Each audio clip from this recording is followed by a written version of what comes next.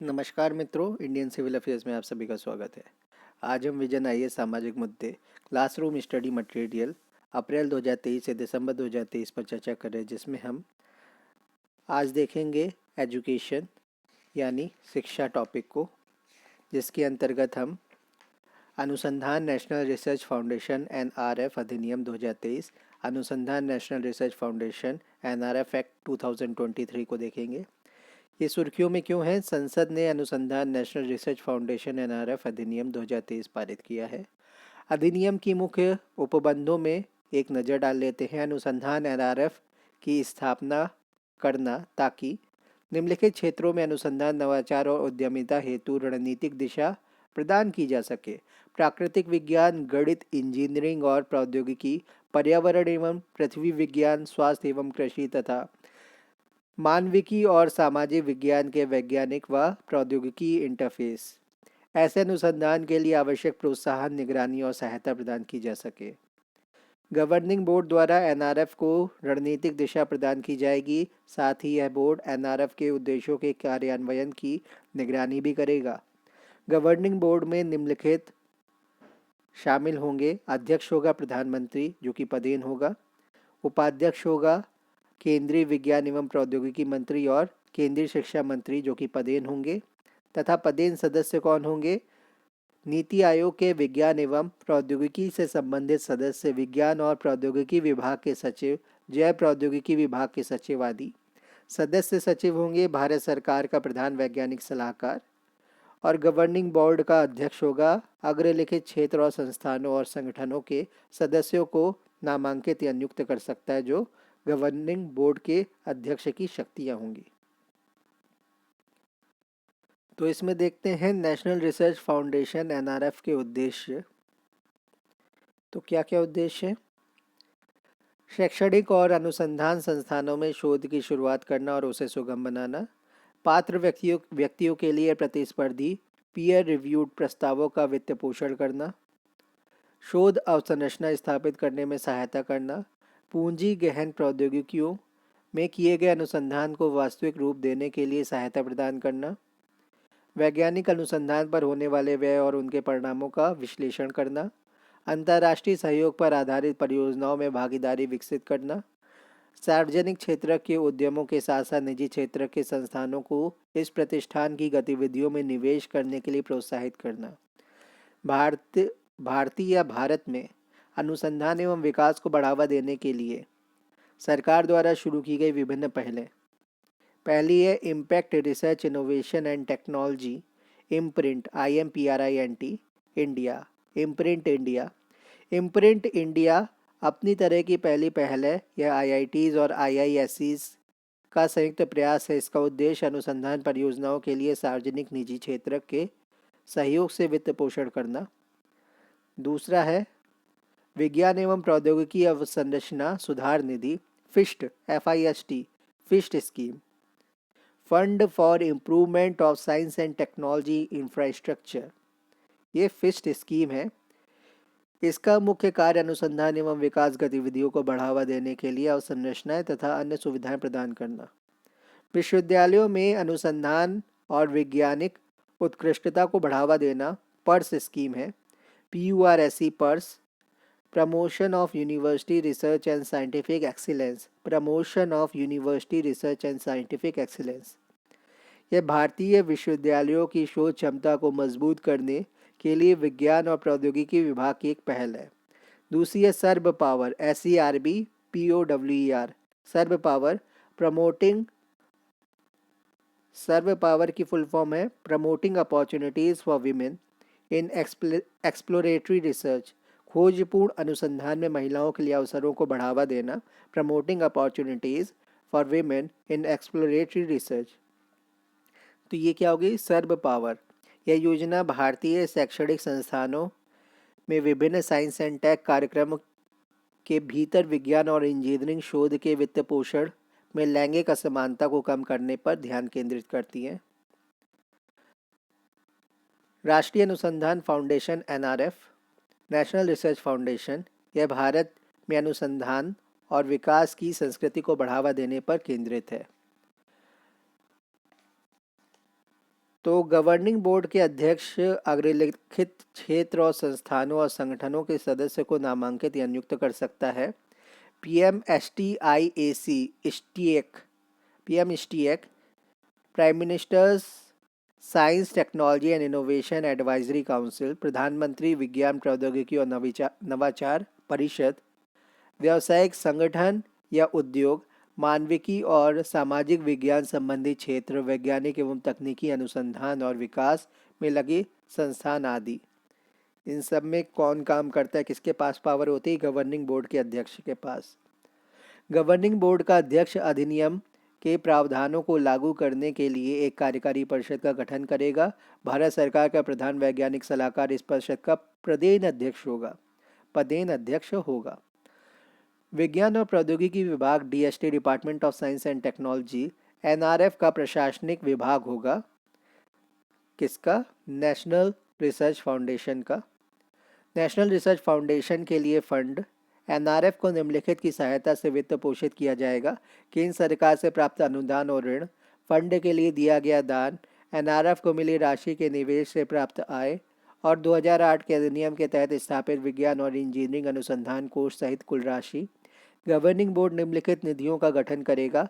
अनुसंधान NRF कोष वेतन भत्ते और प्रशासनिक उद्देश्यों के लिए। नवाचार कोष NRF द्वारा समर्थित क्षेत्रों में उत्कृष्ट रचनात्मकता के वित्त पोषण के लिए नवाचार कोष। 2008 के अधिनियम के तहत शुरू की गई परियोजनाओं को जारी रखने के लिए विज्ञान एवं इंजीनियरिंग अनुसंधान कोष। किसी विशिष्ट परियोजना या अनुसंधान के लिए एक या अधिक विशेष प्रायोजन निधि। इस अधिनियम के जरिए विज्ञान और इंजीनियरिंग अनुसंधान board SERB science and engineering research board को समाप्त कर NRF में उसका विलय कर दिया गया है।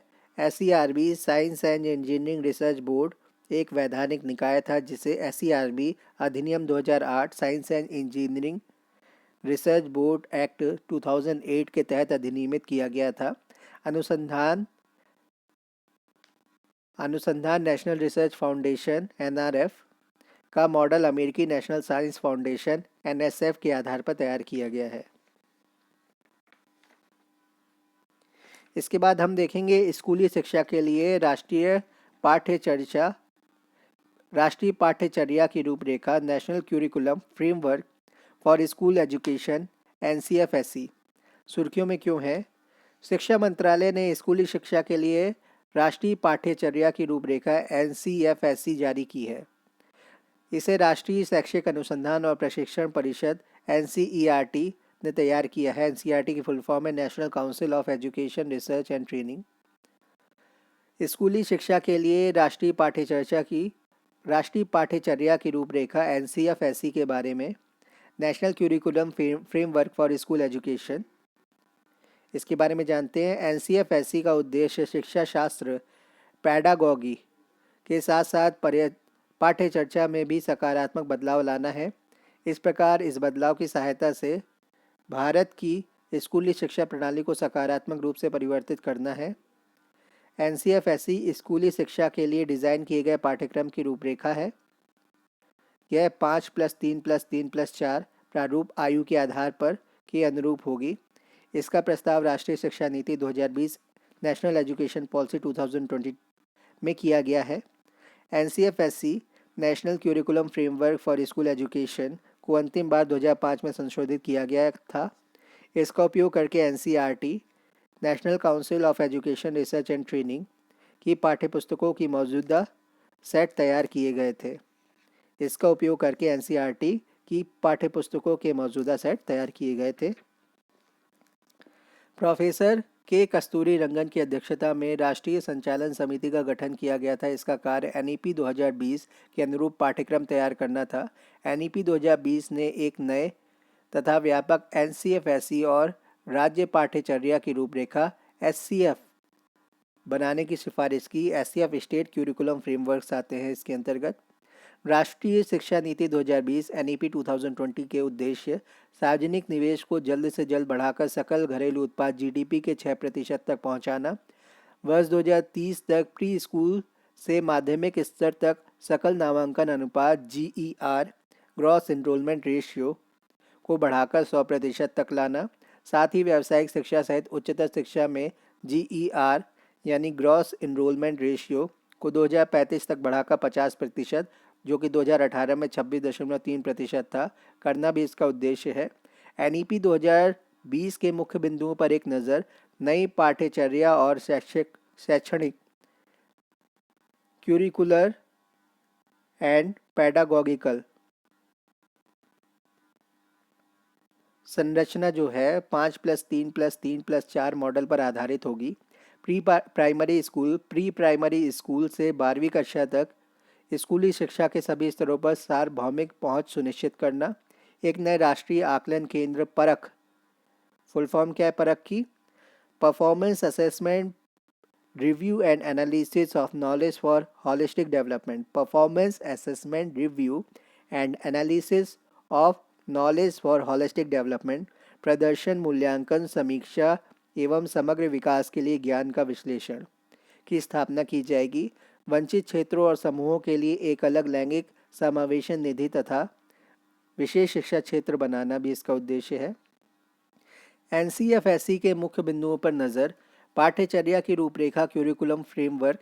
NCFSE ने इसे 4 चरणों वाली वर्तमान स्कूली शिक्षा संरचना के स्थान पर स्कूली शिक्षा के लिए 5+3+3+4 प्रारूप में डिज़ाइन किया है।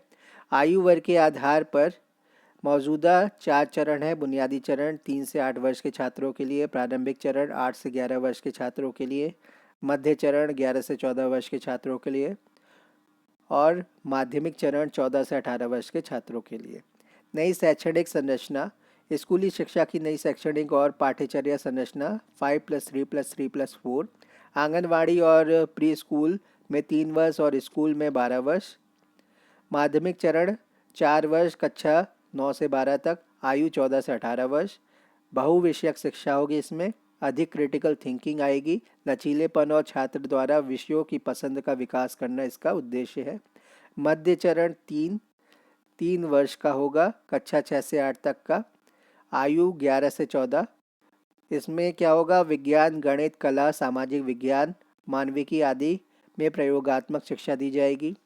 प्रारंभिक चरण क्या होगा? यह हम ऊपर से नीचे जा रहे हैं। तो प्रारंभिक चरण में 3 वर्ष होगा, जो कक्षा 3 से 5 तक के बच्चे होंगे। आयु होगी 8 से 11 वर्ष। खेल, खोज और गतिविधि आधारित इंटरैक्टिव क्लासरूम लर्निंग होगी।